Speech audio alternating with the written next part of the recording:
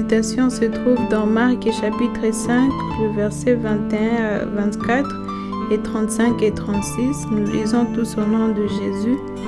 Jésus dans la barque regagna l'autre rive où une grande foule s'assembla auprès de lui. Il était au bord de la mer. Alors vint un des chefs de la synagogue nommé Jairus qui, l'ayant aperçu, se jeta à ses pieds et lui adressa cette instante prière. Ma petite fille est à l'extrémité, viens, impose-lui les mains afin qu'elle soit sauvée et qu'elle vive. Jésus s'en alla avec lui, et une grande foule le suivait et le pressait. Comme il partait encore, survint de chez les chefs de la synagogue des gens qui dirent « Ta fille est morte, pourquoi importuner davantage le maître ?» Mais Jésus, sans tenir compte de ces paroles, dit au chef de la synagogue « Ne crains pas, crois seulement. » Amen.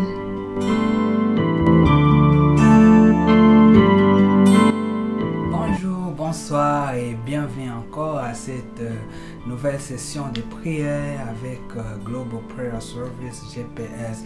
Nous sommes là pour vous connecter dans votre orbite divine. Nous remercions le Seigneur qui nous a encore permis d'être là et ça fait déjà presque 4 semaines que nous sommes en train de méditer sur les secrets qui déclenchent la vie, des miracles dans notre existence. Et par la grâce de Dieu, on a eu des forts moments de prière, on a eu des bons moments d'intercession et nous croyons que vous avez été bénis. Si vous n'avez pas eu la chance de suivre les sessions passées, vous pouvez revenir à notre compte YouTube ou dans notre page Facebook. Il y a encore ces vidéos sont disponibles et vous pouvez encore écouter et prier parce que toutes les fois que vous priez, toutes les fois que vous mettez à vous prier avec nous, le Seigneur sera en train de faire des grandes choses. Nous les croyons et c'est pourquoi nous sommes là. Et par la grâce de Dieu, la semaine passée, nous avons vu les obstacles à ta foi, les obstacles à notre foi. Et la fois passée, c'était la première partie. Et aujourd'hui, nous allons continuer avec presque le même sous-thème qui les obstacles à ta foi. La semaine passée, nous avions médité dans le texte de Marc, chapitre 5, et nous serons dans le même texte. Alors, on a vu que on a parlé sur la femme qui souffrait des pertes de sang depuis 12 ans. Et nous avons compris qu'il y a des fois que l'exaucement d'une autre personne peut sembler être un obstacle à ton exaucement. Il y a des fois nous pouvons avoir ce sentiment-là que les autres sont peut-être en train d'embrouiller le réseau, ils sont en train de bloquer notre exaucement, tout simplement parce que leur exaucement est arrivé. Et nous avons vu à partir de l'histoire de la femme, ça se trouve dans Marc chapitre 5, vous pouvez les lire à partir du verset 23. Jusqu'à la fin, on a vu que cette femme, malgré cela, malgré les obstacles qui se sont imposés sur sa route, elle n'a pas baissé les bras, elle a continué. En d'autres mots, elle a persévéré. Et nous avons compris que l'une des choses qui vont nous permettre à voir notre miracle arriver malgré les obstacles, c'est de persévérer dans la prière, de persévérer dans notre foi. Alors aujourd'hui, nous allons essayer de méditer sur la vie maintenant de celui qui était comme obstacle à l'exaucement de la femme qui souffrait des pertes de sang depuis 12 ans, Jairus. Lui aussi, nous allons voir sa vie et nous allons comprendre combien de fois la femme aussi en question a semblé être comme un obstacle et peut-être un grand obstacle à la prière, à l'exaucement de Jairus. Dans la Bible nous parle au verset 21 de Marc 5 que Jésus est arrivé dans cette contrée et Jairus se présente. Jairus était un chef de la synagogue et il fait une supplication à Jésus. Il lui dit: ma petite fille est à l'extrémité, je te supplie d'aller et de lui sauver la vie. Et Jésus accepte cette prière. Et Jésus agrée cette prière et il commence la marche. Je sais déjà qu'à ce point-là, Jairus était content. Il était vraiment content de voir que Jésus n'a pas hésité à accepter sa prière et directement ils ont commencé la marche d'ensemble. Et puis ils marchaient avec Jésus. Et puis curieusement, il y a un stop. Jésus fait un stop et tout le monde s'arrête. Jairus ne comprend pas ce qui se passe et il vient de se rendre compte simplement que Jésus est en train de chercher une femme qui aurait touché sa robe. Et cela a pris quelques minutes. Cela a pris quelques temps parce que la femme ne s'est pas présentée directement. Mais à ce temps-là, qu'est-ce que Jairus serait en train de penser? Parce qu'il était derrière le temps. Il savait combien grave était la situation de sa fille. Et il voulait vraiment, dans la mesure du possible, que Jésus puisse y aller le plus tôt possible. Et maintenant, il y a un incident qui se présente dans leur route et Jésus stoppe. Et Jésus arrête son mouvement. Jésus est à la recherche de cette femme. Il y a une discussion entre Jésus et les disciples disant qu'il y a beaucoup de gens qui t'ont touché. Pourquoi tu es en train de chercher une personne qui t'a touché? Et puis, la femme se présente. La femme se présente et elle raconte l'histoire qu'elle souffrait des pertes de sang et elle avait la foi qu'une fois lorsqu'elle va toucher la robe de Jésus, elle sera guérie. Et c'est ce qui est arrivé, c'est pourquoi Jésus était en train de dire qu'il a senti une force sortir de lui. Et Jésus lui dit, ta foi t'a sauvé, ma fille, va en paix. À ce moment-là, je ne sais pas si avec moi vous pouvez vraiment entrer dans le contexte de ce texte et essayer de voir qu'est-ce que Jairus était en train de penser. Jairus, qui voulait que Jésus puisse arriver le plus tôt possible dans sa maison pour guérir sa fille, voit une femme qui est venue aussi avec sa requête et Jésus semble traîner d'abord pour exaucer la femme en question. En d'autres mots, la femme a été un obstacle à la prière de Jairus parce que c'est peut-être à cause d'elle que même la fille de Jairus est morte. Parce que et après là, vers les versets 35, la Bible dit qu'une délégation est venue de la maison de Jairus pour dire que la fille était finalement morte. Oh, si seulement cette femme ne s'était pas présentée, Jésus serait déjà dans ma maison. Si seulement cette femme ne serait pas ici avec son problème, Jésus serait déjà dans ma maison et ma fille serait déjà guérie. Voilà les pensées qui étaient dans la tête de Jairus. Et peut-être tu es là, tu as peut-être aussi le même pensée.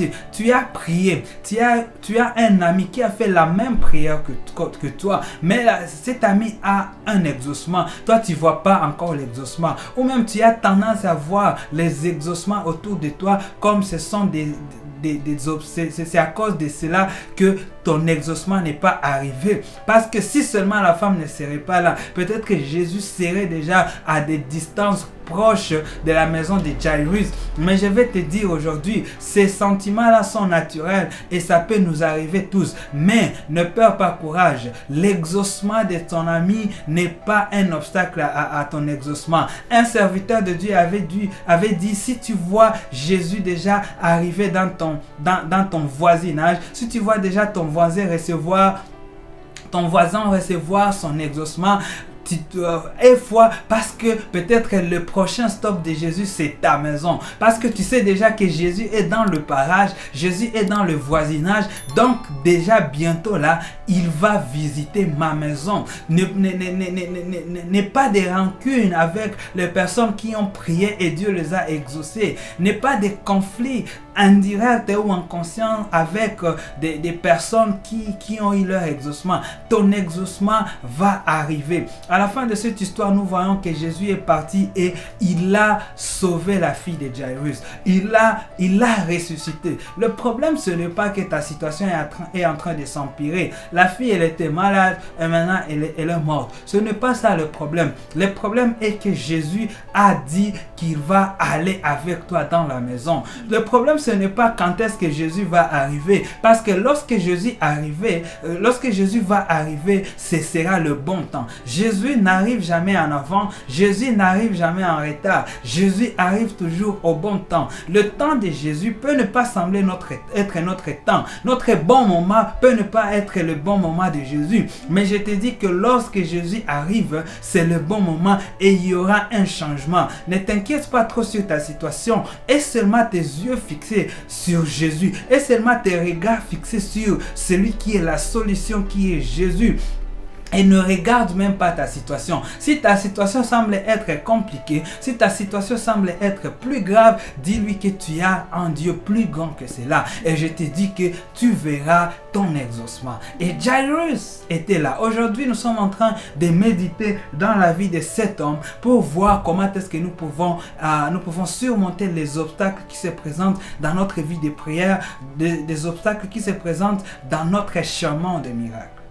Vous verrez que Jésus a dit à Jairus, d'accord, je vais partir, et ils ont commencé à partir. Et tout ce que Jésus a fait quand il cherchait la femme, tout ça, nulle part dans la Bible nous voyons la réaction de Jairus. Jairus, il était là calme. Il n'a pas pressé Jésus. Il n'a pas dit à Jésus, tu vois, mais tu es en train de perdre le temps, viens, on part vite, ma fille est en train de mourir. Non. Lorsque Jésus lui a dit, allons ensemble, Jairus s'est tu et il a commencé à marcher avec Jésus. Et c'est la première chose que nous pouvons lire de cette histoire. Lorsque tu es en train de faire face à quelques obstacles dans ta prière, marche avec Jésus. Marche avec Jésus. Ce n'est pas un problème. Si Jésus prend son temps, sois là. Toi, marche avec Jésus. N'abandonne pas Jésus pour rentrer à la maison et commencer à chercher des médicaments pour ta fille. N'abandonne pas Jésus pour aller dans tes situations et commencer à trouver des solutions parce que tu penses que Jésus a traîné. Non, marche avec Jésus. Si Jésus va rapidement, va rapidement. S'il va lentement, va lentement. Mais tu sauras que je suis avec le Sauveur. Je marche avec lui. Son pas, mon pas, comme disent certaines personnes. Et Jairus a marché avec Jésus. Nous voyons beaucoup autour de nous des personnes qui n'arrivent pas à marcher avec Jésus, qui viennent seulement à Jésus pour une prière et ils veulent du tic au tac, ils veulent la réponse simultanée. Et quand Jésus essaie de prendre un peu de temps pour voir si ces personnes vont marcher avec lui, vont foncer avec lui, ces personnes ont déjà disparu. Non. Toi là, je sais que tu ne vas pas le faire. Moi non plus, je ne vais pas le faire. Nous allons marcher avec Jésus. Nous allons marcher avec Jésus. Et vous verrez que ils ont commencé la marche, je crois, au verset 23. Et ils sont arrivés à la maison autour du verset 39 comme ça. Du verset 23 au verset 39. C'est une longue histoire. Et cela a pris beaucoup de temps. Mais encore nous voyons là, Jairus, il est calme. Il n'est pas agité. Qu'est-ce que nous pouvons lire? Nous pouvons apprendre de cela. Jairus a été patient. Non seulement que Jairus a marché avec Jésus, mais Jairus a patienté le temps de Jésus. Jairus était là, il voyait Jésus faire ce qu'il faisait, mais lui il était là, il était en train de patienter. C'est un peu comme David qui est en train de dire, je lève les yeux vers les montagnes, d'où me viendra le secours? Le secours me vient de l'Éternel qui a fait le ciel et la terre. Lorsque je sais que mon secours vient de l'Éternel, je suis patient. Je ne suis pas agité. Aujourd'hui, nous avons des chrétiens agités. C'est pourquoi vous allez chez des pseudo-prophètes au nord, au sud, parce que celui-ci, il t'a dit une parole et ça traîne, et l'autre là te dit une parole, ça traîne. Tu vas tourner partout et les prophètes vont t'épuiser tout simplement parce que tu ne veux pas être patient, tu ne veux pas être patient, tu ne veux pas attendre le temps de Dieu. Nous devons être patients. Nous devons être patients par rapport aux promesses de Dieu. Lorsque Dieu nous a donné une promesse, la promesse de guérison, aujourd'hui nous allons encore prier pour les malades. Jésus a dit, je vais partir, je vais guérir ta femme. Mais Jairus était là, même si ça ne marchait pas selon son timing, il était patient. Bien sûr, cette femme-là était peut-être un obstacle, mais d'après tout, bon, il n'a rien à faire, je reste patient à Jésus. Quelqu'un va prendre la décision d'être patient, d'être patiente par rapport à Jésus. Nous avons vu que Jairus a marché avec Jésus. Et Jairus a été patient par rapport à la promesse de Jésus. Et ce sont là les deux choses qui vont nous permettre aujourd'hui de voir les miracles arriver dans notre chemin, quels que soient les obstacles, quelles que soient les difficultés. Et nous connaissons la fin de l'histoire. Jésus est arrivé à la maison de Jairus. La fille était vraiment morte. Mais Jésus dit, la fille n'est pas morte, elle dort. Ce que toi tu considères la mort, pour Jésus, pour toi c'est la mort. Mais pour Jésus ce n'est pas la mort, c'est un sommeil. Ce que tu considères comme la faillite de ton entreprise, pour Jésus ce n'est pas la faillite. C'est juste une période où tu dois changer de stratégie. Ce que tu considères comme un échec, ce n'est pas un échec, mais pour Jésus c'est juste peut-être un moment où tu dois peut-être changer d'orientation. C'est que tu crois que c'est la mort, pour Jésus c'est un sommeil. Le problème que tu vois, c'est parce que tu les regardes avec les yeux de la terre. Quand tu es sur la terre, tu regardes un building, tu verras que c'est plus haut, c'est plus grand, tu ne peux pas le traverser. Mais quand tu es dans l'avion, tu regardes sur le building, tu vois seulement ce sont des points. Tu vois, quand tu es sur la terre, tu regardes tes problèmes avec les yeux de la terre. Mais quand tu montes dans la dimension céleste, tu regardes tes problèmes avec les yeux célestes, tu verras que ce sont des petits problèmes. Et c'est tout en train de te dire que rien n'est impossible à Dieu et rien n'est impossible à celui qui croit. Si tu crois aujourd'hui, tu verras la gloire de Dieu. Il n'y a pas d'obstacle qui peut arrêter le processus du déclenchement des miracles dans ta vie. Et aujourd'hui, c'est un jour nouveau, c'est un jour où tu vas cesser de te faire des conflits inutiles avec des personnes que Dieu a déjà bénies.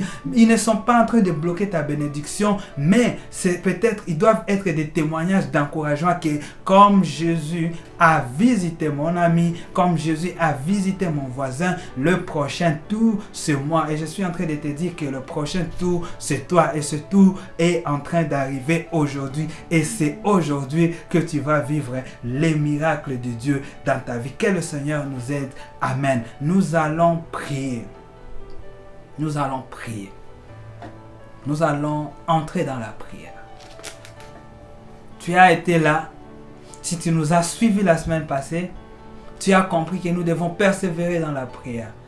Il y a des obstacles qui peuvent arriver, mais nous devons persévérer. Et aujourd'hui, nous avons vu qu'il faut marcher avec Jésus. N'abandonne pas Jésus. Tu sais, n'abandonne pas lorsque tu n'as pas encore vu ton exaucement. Ne laisse pas, ne lâche pas. Ne lâche pas. Dieu a dit qu'il va t'exaucer, il va te transformer. Ne lâche pas. En peu de courage, ta solution va venir. Car Jésus te connaît. Un chanteur a chanté que Jésus te connaît. Il sait tes problèmes, il connaît tes soucis, il sait ce que tu penses. Ne les cache pas. Dis tout à Jésus, car il est celui qui te comprend mieux. Il est celui qui se soucie de toi. Alors, si tu es en face d'un Jésus comme ça, qu'est-ce qu'il faut faire? Il faut seulement prendre courage, persévérer, continuer à marcher avec Jésus, continuer à être patient, à attendre la réponse de Jésus en silence. La Bible nous dit qu'il est mieux d'attendre la réponse de Jésus en silence. C'est ce que Jairus a fait. Il était là en train d'attendre la réponse de Jésus en silence. Et toi aussi, sois patient et attends avec foi en silence dans tes prières la réponse de Dieu. Et qu'est-ce qui va arriver? La solution va venir. Que Dieu réponde avec un miracle une personne aujourd'hui.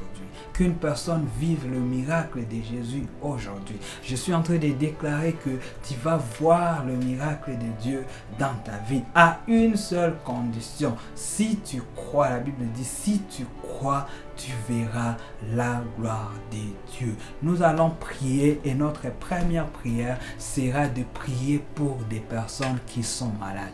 Le Seigneur, je ne sais pas pour quelle raison, il est en train de mettre dans mon cœur de prier pour les malades. Je vais prier pour le malade. Je ne suis pas seulement en train de prier pour les malades qui vont voir cette vidéo en live, mais tous les malades qui se connecteront à cette émission, à cette session, et ils vont prier avec foi. Je te dis que le Seigneur va te guérir.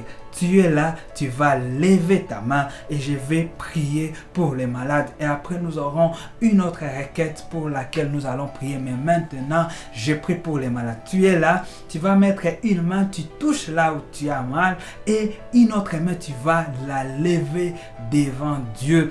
Par la foi, je vais prier. Éternel, aujourd'hui, je suis venu encore une fois pour prier pour le déploiement de ta puissance dans la vie de tes enfants. Seigneur, toi qui agis puissamment par la puissance qui est en nous, en Jésus-Christ. Seigneur, je suis en train d'implorer ta grâce et ta miséricorde aujourd'hui en faveur de tous ces bien-aimés qui sont là et qui sont malades, qui touchent là où ils souffrent et qui lèvent leurs mains devant toi comme David pouvait dire, je lève mes yeux vers la montagne d'où me viendra le secours. Aujourd'hui, nous lèvons nos mains vers toi parce que nous savons que notre secours vient de l'Éternel. Au nom de Jésus, je suis en train de parler à cette maladie de quitter ce corps dans le nom puissant de Jésus. Je suis en train de parler à cette maladie de quitter ce corps dans le nom puissant de Jésus. Quel que soit le temps que tu as commencé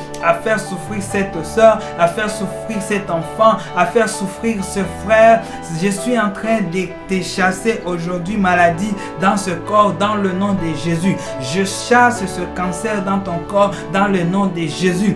Je chasse les HIV dans ta vie aujourd'hui dans le nom de Jésus. Toutes sortes de maladies, que ce soit des maladies physiques, naturelles ou causées par des esprits mauvais, des forces spirituelles, je vous chasse aujourd'hui dans le nom de Jésus. Je suis en train de déployer la puissance de Jésus dans ta vie aujourd'hui dans le nom de Jésus. Tu ne seras plus la même. La puissance du Seigneur va te saisir. J'invoque la puissance de Jésus de te saisir là où tu es, dans ton salon, dans ta chambre, dans ta voiture. Que la puissance de Jésus te saisisse et que tu sois guéri dans le nom de Jésus.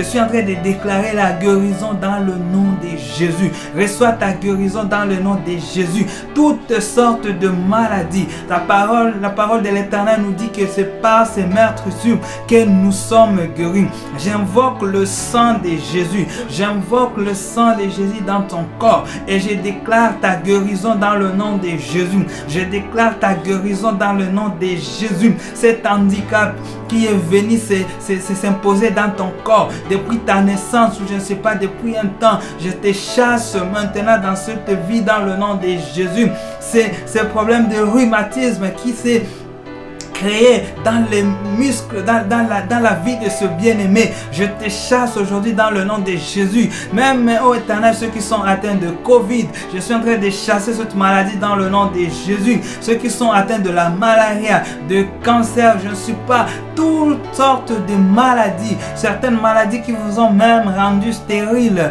Je suis en train de vous chasser dans le nom de Jésus. C'est lui qui a guéri la femme qui souffrait de perte de sang pendant 12 ans est capable de te guérir. Aujourd'hui, il va te guérir. La femme a touché seulement la robe de Jésus et elle a été guérie. Aujourd'hui, je suis en train d'invoquer la même puissance qui a guéri cette femme, la même puissance qui a ressuscité la fille de Jairus. Je suis en train de l'invoquer aujourd'hui dans ta vie au nom de Jésus. Je le déploie contre toute maladie dans le nom de Jésus. Laisse que tu sois clean. Laisse que le sang de Jésus te rende clean encore une fois. You will be cleansed in Jesus' name. Je suis en train de prier que tu sois purifié de toute maladie dans le nom de Jésus. Si ce sont des maladies causées par le monde des ténèbres, je suis en train d'invoquer le feu dans le camp ennemi dans le nom de Jésus. Que tes ennemis soient confondus dans le nom de Jésus. Je suis en train d'invoquer le feu de Dieu dans le camp ennemi dans le nom de Jésus. Si ce sont des maladies naturelles, je suis en train déployer la puissance de Jésus pour ta guérison. Tu vas être guéri. Je chasse toutes ces maladies dans ta vie, dans le nom puissant de Jésus. Éternel, merci pour la guérison que tu nous donnes aujourd'hui. Merci pour la guérison que tu as donnée à chacun de nous, dans le nom puissant de Jésus. Je suis en train de sceller ces prières par la puissance du Saint-Esprit, dans le nom de Jésus. Bien-aimés, nous allons faire une deuxième prière. Maintenant, nous allons prier pour les femmes qui sont stériles. Tu es là. Tu pries peut-être avec ta femme. Vous allez vous prendre par la main et nous allons chasser la stérilité dans ta vie. Nous allons implorer la grâce de Dieu pour que tu aies des enfants. Si tu es seul, tu es peut-être un mari, ta femme n'est pas là, mais tu es tombé sur cette émission, tu vas prier pour ta femme. Tu vas prier même pour toi, même parce que ce n'est pas seulement les femmes qui sont stériles, il y a aussi des hommes qui sont stériles. Mais dans votre couple, nous allons chasser la stérilité. Que ce soit la stérilité masculine de l'homme ou de la femme, nous allons chasser la stérilité dans votre couple. Vous allez vous prendre la main. Si tu n'es pas concerné, mais tu connais un couple qui a ce problème, et peut-être je vais même te demander à la fin de cette session, partage avec eux cette vidéo, parce que le miracle de Jésus va les visiter aujourd'hui dans le nom de Jésus, et tu vas prier pour eux, tu vas les nommer devant Dieu. Nous prions au nom de Jésus. Éternel Dieu, je viens encore déployer la puissance régénératrice, la puissance de la croix, la puissance de la rédemption dans la vie de ce couple, et je suis en train de chasser la stérilité dans le nom de Jésus. Le Dieu qui a donné à Anne un enfant, le Dieu qui a donné à Rebecca un enfant, le Dieu qui a donné à Sarah un enfant, c'est le même Dieu qui agit encore aujourd'hui, et au nom de Jésus qui habite en nous par sa puissance, je suis en train de chasser la stérilité dans la vie de ce couple dans le nom de Jésus. Je chasse la stérilité dans la vie de ce couple dans le nom de Jésus. Et je proclame la fécondité dans le nom de Jésus. Toi, stérilité, je te chasse aujourd'hui dans le nom de Jésus. Quelle que soit ta source, que ce soit des sources naturelles ou surnaturelles, je sais que rien n'est impossible à mon Dieu. Rien n'est impossible à mon Jésus. Je te chasse dans le nom de Jésus. Je chasse la stérilité dans ta vie dans le nom de Jésus. Reçois la fécondité. Je reçois la conception. Vous allez concevoir, vous aurez votre enfant dans le nom de Jésus. La parole de Dieu a dit qu'il n'y aura ni femme stérile ni femme qui avorte en Israël, et nous sommes enfants de Dieu, enfants de Jésus. Je suis en train de confesser la fécondité dans votre couple dans le nom de Jésus. Recevez la visitation de Dieu, recevez la visitation de Dieu, que la puissance de Jésus soit déployée dans votre couple et que vous puissiez concevoir dans le nom de Jésus, car la stérilité a disparu maintenant. La stérilité est chassée maintenant par la puissance de Jésus qui est déployée en nous dans le nom puissant de Jésus. Éternel, nous te disons merci pour ton exaucement. Merci pour ta grâce. Merci pour ces prières. Père, merci pour le miracle que tu vas accomplir dans la vie de chacun de nous. Nous avons confiance en toi, toi qui as déployé la puissance dans nos vies, toi qui as déployé la force dans nos vies. Et nous savons que c'est par cette puissance, Dieu, que nous allons voir ces malades être guéris au nom de Jésus, que nous allons voir ces couples avoir leurs enfants. Et nous allons nous réjouir tous, oh Dieu, et te rendre gloire pour les grandes choses que tu vas accomplir dans la vie de chacun de nous. Éternel notre Dieu, nous te sommes infiniment reconnaissants pour ton exaucement, car toi tu écoutes nos prières et tous les hommes viendront à toi. C'est pourquoi nous allons continuer à nous confier à toi, car tu ne nous causes jamais de honte. Merci Jésus, en ton nom nous avons prié. Amen. Jésus te connaît, c'est tes problèmes, il connaît Merci de s'être rejoint à nous cette session de prière. Nous croyons que tu vas vivre ton miracle par la puissance de Jésus. Nous sommes reconnaissants toutes les fois que nous avons l'opportunité de prier avec vous et de prier pour vous. Nous nous encourageons d'être là encore la semaine prochaine en direct sur notre chaîne YouTube et sur notre page Facebook tous les samedis. Et n'oubliez pas, si vous connaissez vraiment une personne qui est concernée par toutes les prières que nous avons faites aujourd'hui, partagez cette vidéo avec la personne. Vous serez en train de faire quelque chose de grand dans leur vie. Et aussi, n'oubliez pas d'aimer notre page et de continuer à prier, de persévérer, d'être patient, d'être patiente avec Dieu. Et surtout, n'abandonnez jamais, n'arrêtez jamais de marcher avec Jésus. Tout en espérant que la protection divine va être avec vous, nous vous souhaitons de passer le reste de moments dans la bénédiction du Seigneur et à la prochaine. Dieu vous bénisse.